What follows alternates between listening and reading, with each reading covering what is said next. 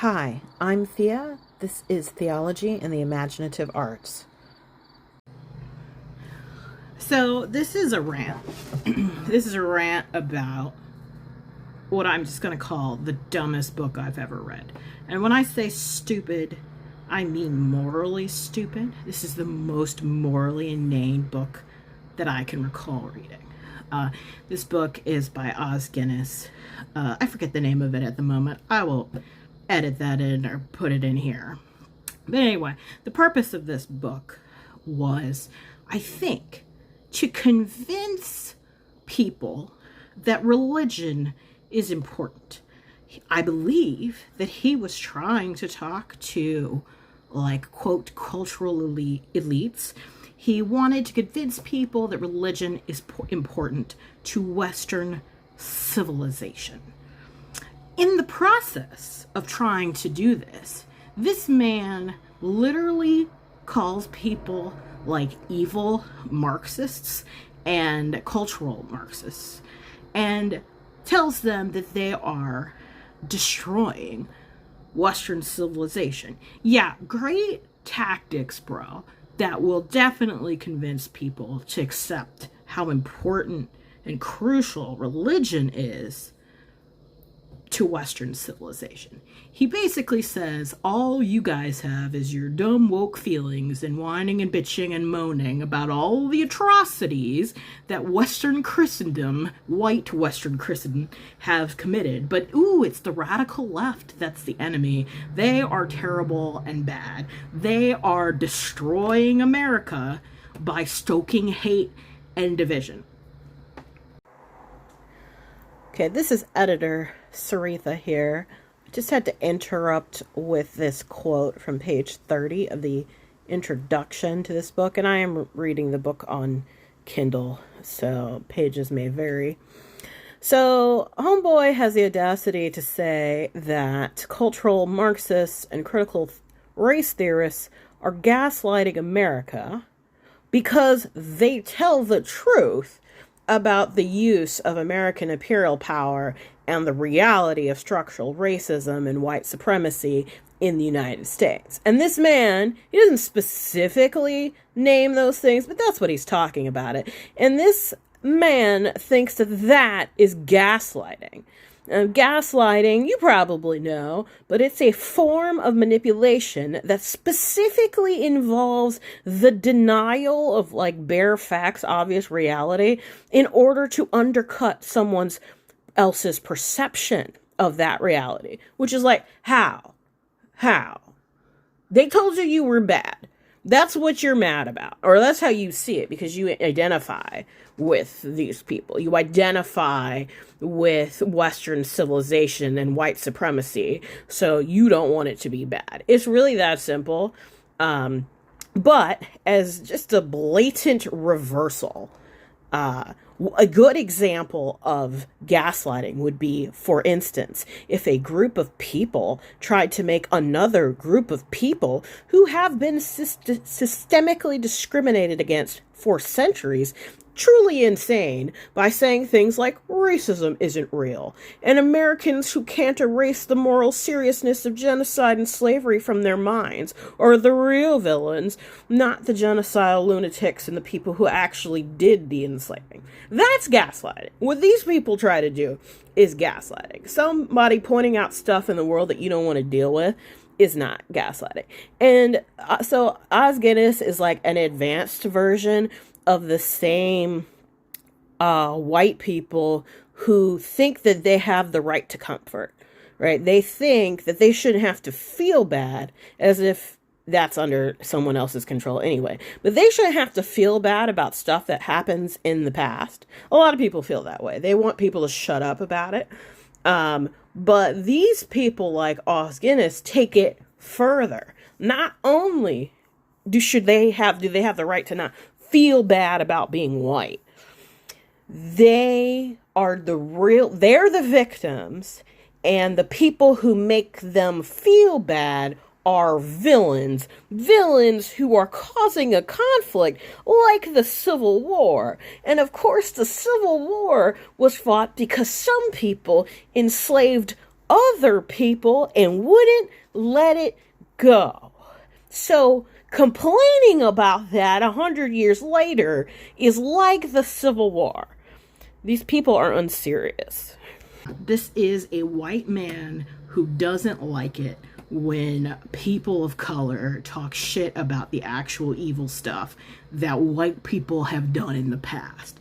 Telling the truth about the past that white America has never truly reckoned with and would rather lie about and cover it up. That is the crime. Not covering it up for him is crime. And he even admits that America, he flat out says that America has never truly admitted it, and never truly reckoned with it. But the crime is that people won't move on.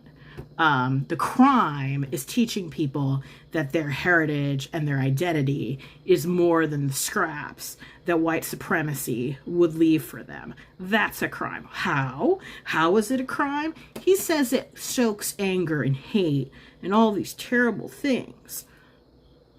Says who? Says what? What are the actual terrible fruit? Like, what things happen? What actual things happened in the world? Doesn't talk about it. Does not talk about it. Does not talk about the actual stuff that the radical left is doing that's so bad. I think what he means, the things are so bad, the terrible fruit that he's talking about is basically white people feel bad about stuff. He accuses the left of focusing just on feelings, but then he actually says it feels like a coup. In the writing a book that is about more or less America in the United States of America, and homeboy says, quote, something feels like a coup, and he's not talking about January 6th. He's not talking about how the right, the radical right actually did a coup. Does not give a shit about that. It's the left. It's the radical boogeyman left that are more dangerous. It's like, no. What happened is people changed their minds, and they don't need your permission to believe whatever they believe. And that for him is a coup. It's a cultural revolution. It's a violent, threatening thing. But is actual violence done to people a problem? No, because it's white people who are doing it. So it's not scary for him. Also, I'm just going to bring this up. Homeboy is an immigrant. He was not born here in the United States. I think he's born in China. He's not, I don't think he's an American. He identifies in the book as a European. So here's a thought. Get your ass out of Virginia and go home, bro. Just get out and stop talking about America. Don't contribute. We don't need your help. He even says at one point that, basically there's a good kind of immigrant and a bad kind of immigrant, and the good kind of immigrant is the person who supports the ideals of Western civilization. In other words, so fucking white people. So Europeans are good immigrants, and anybody from any other culture that would dilute Americanism, which he means, he's not a fucking American. He means European Americans. He's so stupid. He's like, how do you write all this shit out in a fucking book and publish it and not know that you're so dumb? So this author pretty much, he admits the reality of Christian nationalism, but downplays it. He admits, I don't know if he actually uses the word white supremacy. He probably does. But anyway, don't be fooled by these people. He's not better than, he's a milder version, a softer version of the far right. He accuses the left of being culturally authoritarian, but he exhibits the exact, he accuses the left of being culturally authoritarian, but then he, at the very least, exhibits the exact same characteristics. He thinks he knows what America and the West should be like. Again, homeboy is European. I mean, maybe he is also an American citizen. I tried to look that up and I couldn't see. But again, British, born in China. So bitching and moaning about America being less American, and he means less white. But yeah, so this book is all the things that he accuses the left of doing, all the things that all of these people accuse the left of doing, and they stick the dog whistle word radical in front of it, and they whine and moan, and they're hysterical, basically because people have different ideas than they do, and they want to build a world that is different from the world that Os Guinness thinks should be built. We'll say this: I don't know if Os Guinness is a fascist. He seems like he wants a secular government. He says he distrusts authoritarianism, although he doesn't see the authoritarianism implicit in his own argument. He complains about globalists, but he's such a fucking idiot that he only cites, like, quote, left globalists. Like, he complains about Bill Gates and George Soros, which are just the most brain dead, like, party line talking points you can have. What about Peter Thiel? What about Palantir? You know, what about those fucking weirdo accelerationists who want the world to burn down? You know, they're not friends to anybody. Like, they'll see you're not rich. I don't think he's that rich. Well, he might be. But I'm like, they want you dead too. I'm pretty sure. I don't think Peter Thiel cares who lives or dies. They just want to burn the world down. But like, these people are so myopic and dumb that they only think that their enemies could possibly come from one place. And that one place is basically like where black and brown people are, and of course women, and maybe gay people and queer people, I'm sure. I mean, he doesn't talk to, well, I couldn't read this whole stupid book, so I didn't even read all of it. I'm sure he does talk about that. But by his own admission, because he straight up admits that like all Christianity, Christendom, Western civilization, imperialism, he admits that all of these terrible things, talks about chattel, slavery, and Jim Crow, and all of these things, and straight up names those evils, even goes so far as to say maybe what's happening now is God's judgment. It's like, yeah, you think, for what, bro? Do you think it's God's judgment? You probably think it's God's judgment because people don't believe in God anymore, and God's crying himself to sleep because people don't believe in God. That's not what God's judgment is for. God's judgment is for like the wickedness of humanity. And so yeah, maybe it is God's, like, the foolishness that is in this story, I think is the product of judgment. You have been abandoned, sir, to a series of ridiculous ideas. You are a ghost. You talk about the abolition of man in this book. Now I'm off script.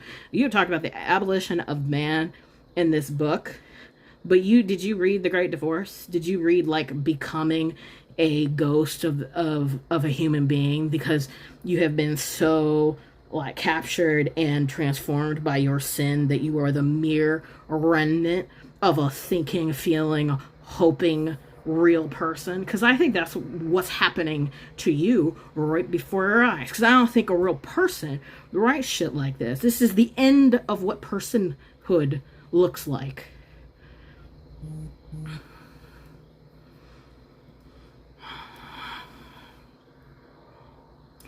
Anyway, his boogeyman is the radical left.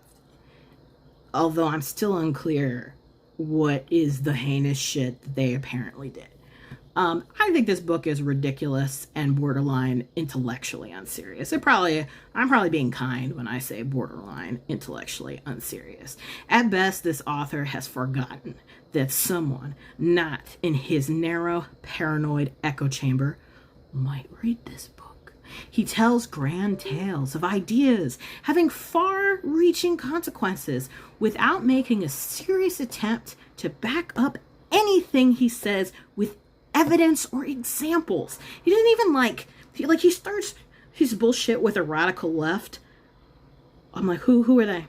What is that? And eventually, like chapters later, he gets into like this ridiculous explanation of like cultural Marxism, but he assumes the whole time that you basically agree with him. He doesn't have to like persuade you or prove a point or like say if this is really because by your own admission, like all of these terrible things that have happened in Western civilization is because of like white imperial power, right? Like that is the obvious white imperial power and greed. Like that's the obvious explanation for chattel slavery and Jim Crow and all this. But you want me to believe that the real threat to America is not like these white imperialists. You want me to believe that the real threat to America is the radical left. Cool. Give me the receipts. What has the left done that compares to chattel slavery and Jim Crow and taking of people's rights away, killing people, the KKK, all that? Like, give me something. We'll get to it. He gives you the tiniest little morsel of something, but it's really nothing. He is assuming you already agree with this shit. He's writing to his own people, I guess, even though he purports to be trying to persuade people that Western civilization needs religion, which we'll get to that later. But he assumes that you agree with him and that you already know that the radical left is the boogeyman. And then he has this ridiculous retelling of the civil rights movement in America, which I can only assume he opposed at every turn, given the bullshit that he actually says in this section. I think that homeboy would be like, you know what he really thinks? He thinks that we should be grateful, right? He thinks that black people and indigenous people, and I assume women and gay people and queer people, we should just be so grateful that we are oppressed less. And that we should never, ever, ever ask people to reflect on the past, learn for the past, I don't know, repent and abandon the misuse of imperial power in Christendom. Like, he didn't give a shit if anybody does that or thinks about that. In fact, he's opposed to it, right? I assume that's like mostly what he means by radical left. I'm sorry. What he means by cultural Marxism is people thinking about power. Because, hey, you actually don't have to be a Marxist at all to think that power is important and it matters. I don't know. You kind of wonder. It's like, have you read a Bible? Like, you don't need to be a Marxist to have profound thoughts about power and what it means to use power in the world. But it's basically at all costs, don't make the white Christians feel bad about being white or Christian. And it's like, oh, or what? What will happen if the white Christians feel bad about being white or Christians? Oh, you know what? I think they might sell the country out to fascism. But it's the radical left. It's the radical left. It's the radical left. So Guinness also puts like a lot of bullshit feelings in the mouths of the radical left, again, whoever the fuck these people are. He says that they stir up hatred and grievance and all kinds of things. He accuses them of like stoking division. Also like the boogeyman of white people, right? Division, bad feeling, worst thing that could happen. But yeah, the only people who I know actually do this, people who stir up hatred and are obsessed with grievance and are obsessed with other people having things that they don't and having advantages that they don't, the only people I know like that are MAGA. Like, I don't know anyone I don't know that I know a single soul who's actually radical leftist. I have no idea who he might be talking about, but they are not like this. But MAGA are. MAGA are obsessed with the idea that someone might have something that they don't, that someone might be taking something from them and giving it to someone else, but not the billionaires, right? They're not worried about that. They're not worried about actual predatory power systems. They don't believe in that. They think that the black and brown people and Islamic people are coming from them. And like, that's the bullshit that these people believe.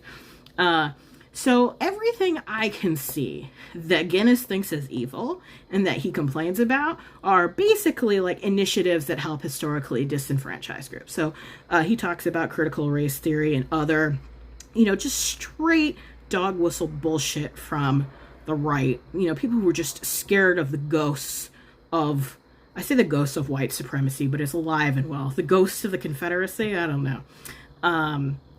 But yeah, so everything that helps historically and disenfranchised groups is evil. And so don't help the people who were victims of societal oppression, chattel slavery, Jim Crow, apartheid. Helping them is evil. Guinness says it's un-American to do these things. It's un-American to care about things. How the fuck would he know? But you know what? I actually think it's right. Once upon a time, it was un-American to care about people who have been harmed by American imperial power. And I say that to our shame.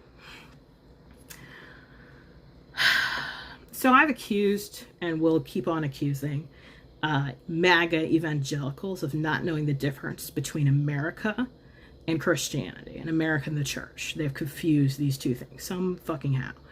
Os Guinness doesn't know the difference between Christianity and Western civilization. He's kicked it up, right? Like, he knows, because he's a fucking snob, even though he complains about coastal elites or whatever nonsense. You know, he's a fucking educated, rich white man snob, that, like, being a part of the KKK is for losers, right? Like, he knows the far right is uneducated, poor people who've been duped by grifters. I mean, I assume he knows that. He didn't care about that because he don't give a shit about, I don't know who he cares about, besides people like himself. People who he thinks should have more power. But he knows that that kind of white supremacy is, you know, for uneducated people. So he makes a version of the same thing that smart people could believe in. Or educated people. I shouldn't say smart. Educated, because obviously none of this is intelligent. So he kicks it up a level. So instead of confusing the church and America, he confuses Christianity and Western civilization. Because he's focused on ideas in this bigger picture, I'll say his take is marginally less dangerous because it's less practical than these folks who don't know the difference between America and the church. But let me be very clear. Jesus does not care about saving Western civilization. Jesus doesn't care about saving countries. So, Os Guinness has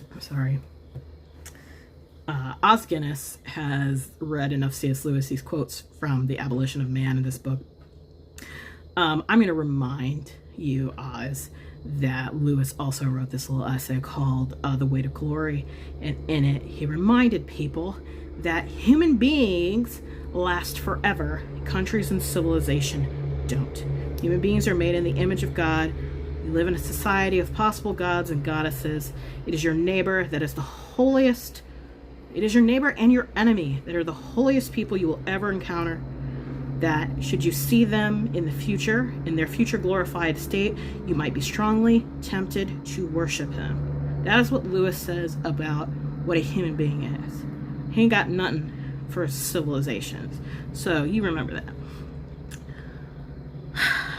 Moreover, Jesus is the guy who tells his disciples to hate their mother, their brothers, their sisters. This is the guy who says, if your eye sins against you, tear it out. This is the man who did not, in fact, come to restore the kingdom of Israel, at least not in the way that people expected them to.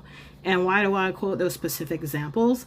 So when Jesus says, hate your mother and your brother and sister, you're not talking about feeling angry feelings towards people.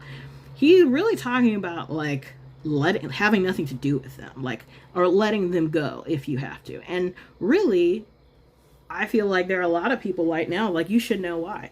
Like, you should know why. Because I hear this from white people all the time now, because y'all don't pay attention to people. You didn't pay attention to the last 20 years, and you're just waking up to this shit now. But there are a lot of white people who are complaining now that, and I'm sorry, I'm not trying to make light of the fact that people are losing family members. And when I say losing, I mean there are irreconcilable differences. And you know that. And you are so angry with someone because that person voted for Trump. They approve of ICE dragging away, children out of elementary schools, and they're cool with invading American cities so long as they're blue ones. They do not care that the Speaker of the House and Vice President and whatever the fuck Miller's job is, that these people just lie every time we see them. They don't care about any of that because Trump promised them that certain people they don't like would feel bad, and that makes them feel good. So they're actually willing to believe truly any bullshit that they are told. And rightly so, many people just can't anymore. Cannot with these people. They are sick to their souls about how cruel the people who they loved are. That is what Jesus means by you hate your brother and your mother and sister, that you have to turn against people who are wicked, and I say wicked, but I mean, they are lost, right? And they're doing wicked things. Wicked people can repent. That is the hope. Can't make them do it.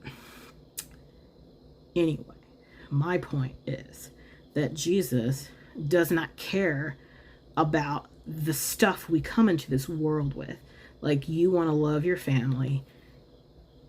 You want to love your country. You want to love Western civilization. At the end of the day, you don't get to choose whether these things are good or bad, because you don't have control over that.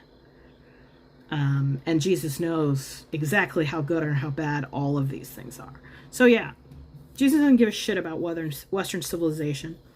And Western civilization has birthed some of the most violent, destructive, genocidal lunatics in human history.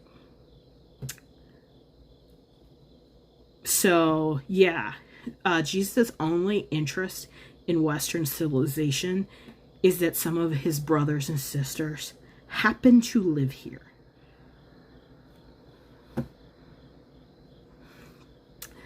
I'll be blunt. I've been blunt. I'm going to continue to be blunt. This is myopic nonsense that has no place in the Christian faith.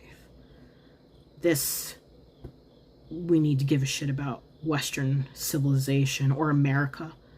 We need to save Western civilization. Religion is needed to help civilization. No.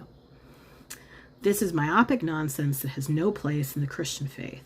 When Paul said there is neither Jew nor Greek, slave nor free, all are one in Christ Jesus, when he spends the entire book of Romans convincing two separate people that they are now one and that they are equal in God's family, in God's sight, the point was that it doesn't matter where your culture comes from, where your language comes from, where your food comes from, what any of it matters. None of it matters, because in Jesus we are made new, we are made one, we are a new creation. The idea that it is okay to co-opt Christianity to save America or Western civilization is preposterous and offensive. This is not the purpose of the church. The church is not subservient to a cultural or political goal. To even suggest that Christianity or the church is the life of the world in this context is also wrong, because the church is only the light of the world insofar as it lives and does what Jesus asks us to.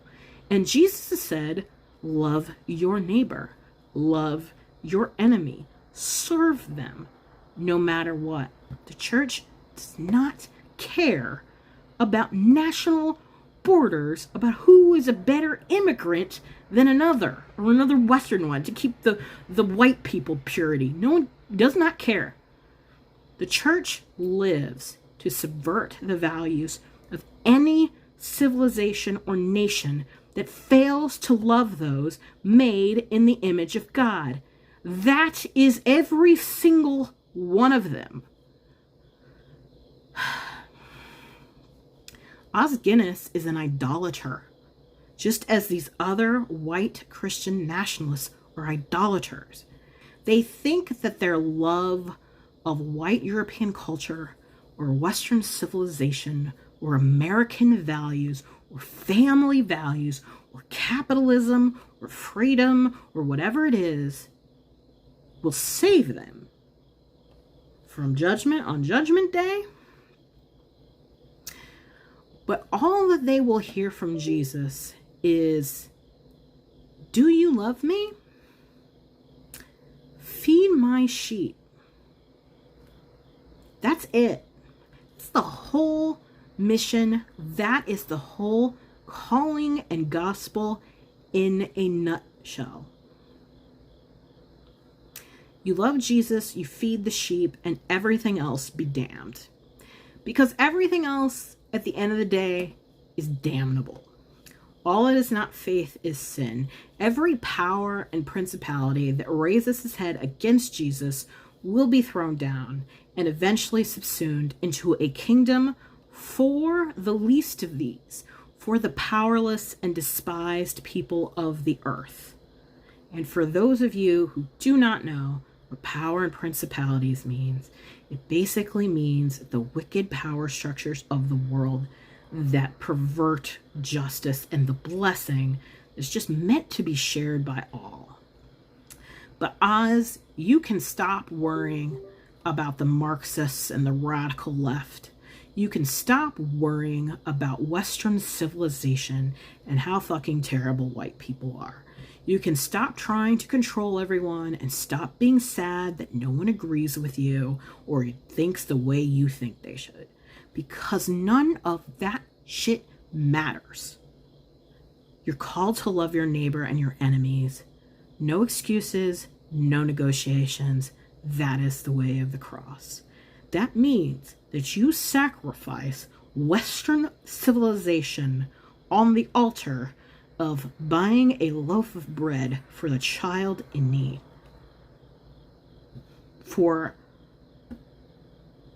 giving them a copy of The Lion, the Witch, and the Wardrobe so that they can see a picture of Jesus and God that doesn't suck.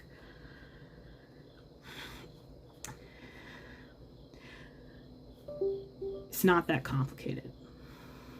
So many white Christians cannot stop complaining about intersectionalism. You hate so much that other people know and love and embrace who they are. You make up lies and conspiracy theories about how predatory or self-pitying those beliefs are. You are the biggest cowards about identity there are. You refuse to own the truth of the violence of white supremacy in your own culture, because to do that would be to admit how fucked up whiteness is, how corrupted the white identity is with imperial politics and greed. You don't feel guilty because you're a white Christian who is like Jesus. You might think you do, you don't. You feel guilty because you are a white imperialist who doesn't understand a brown Jesus. And you know what? God is merciful. That would be okay if you would just admit that. I'll say that again. That would be okay if you would just admit that. Jesus died for you too. But if you say you aren't blind, you will never be healed.